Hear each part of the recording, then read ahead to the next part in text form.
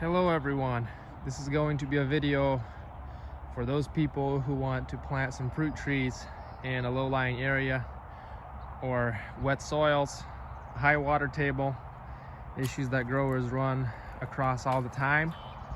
And I just want to give you some recommendations on which trees to plant and which trees not to plant in low-lying areas if you're interested in fruit trees. Now I know there's willow and all kinds of other things that will grow in an area that floods, but I'm not going to talk about those. I'm strictly talking about fruit trees, apples, pears, peaches, cherries, things like that.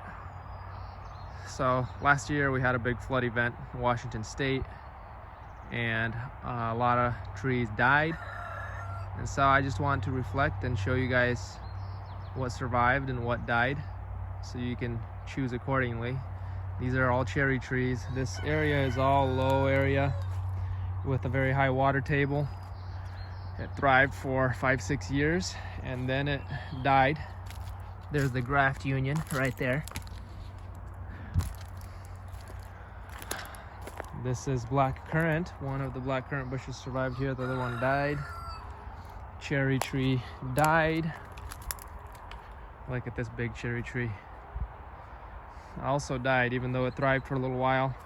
Even though it was thriving for 5-6 years, during that time it actually held very little fruit. I noticed that it started going downhill as soon as the roots hit the water table, and the tree just did not really produce fruit. And I've grafted the same variety over to my grandparents' place, and the cherry produced wonderfully there, but here it just did not produce. I'd get very few, a couple dozen maybe cherries on a big tree like this to hold fruit. So even though it can survive for some years, it's not going to thrive and it won't hold fruit. So plant your cherries up high somewhere, or if you don't have that ability, then plant St. Julian plum rootstock and then graft Z stem to it, and then graft your cherry to the Z stem. St. Julian plum rootstock does very well here, even though a lot of other plums fail, like Myro 29C. This is St. Julian. I'm just planting a row here. Notice how high the water table is. I'm going to plant a stool bed here so I can create more St. Julian rootstocks.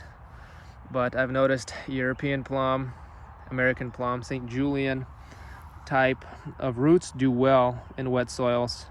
Some of the other Japanese plums, Myro 29C, although I've had some Japanese plum roots that were just like wild seedlings, actually survive pretty well too.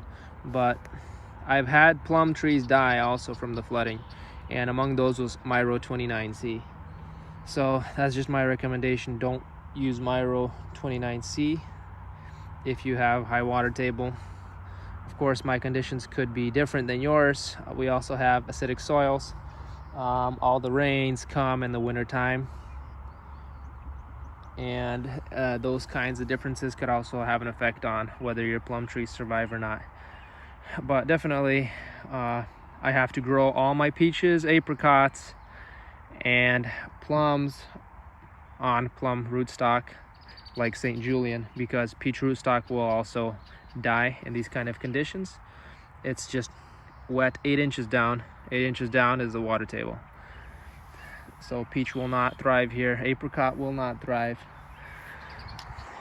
So I have to graft those to plum rootstock. There's an apple right there. This is Wixon crab, grafted to Pacific crab apple rootstock. That's thriving here even though it flooded. That's horseradish coming up right there. That's a cherry tree that died.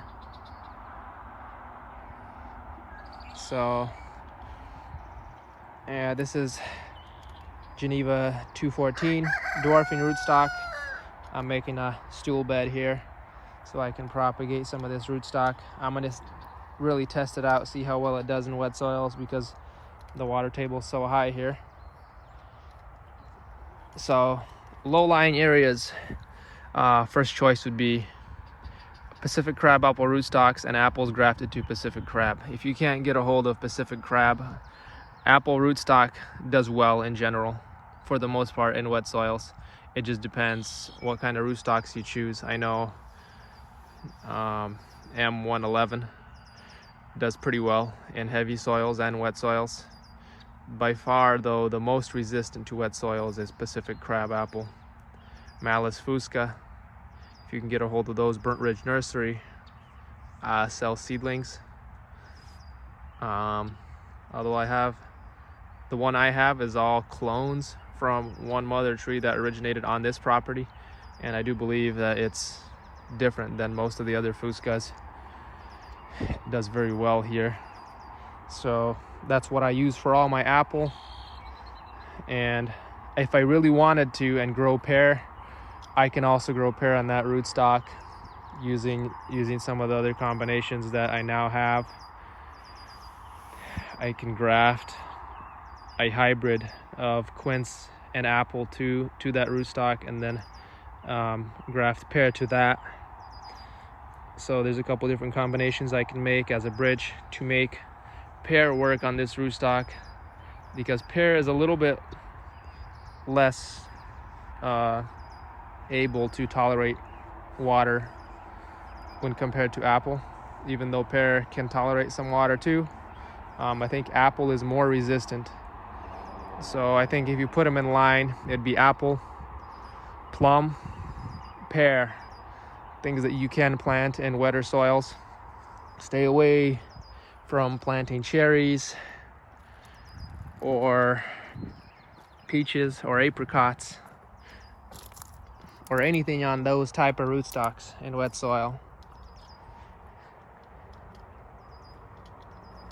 So if you want to grow some peaches, if you want to grow apricots, you want to grow cherries, and your soil's wet and you don't have a high area to plant them at, you can graft all those using specific interstems for cherry. But peach and apricot will readily take onto St. Julian directly without an interstem. And if you want to graft cherry to St. Julian or other plum rootstock, then you have to use Z-stem or Adara plum as a bridge to make those two species compatible, because normally they are not. So thank you guys for watching, and I'll see you next time.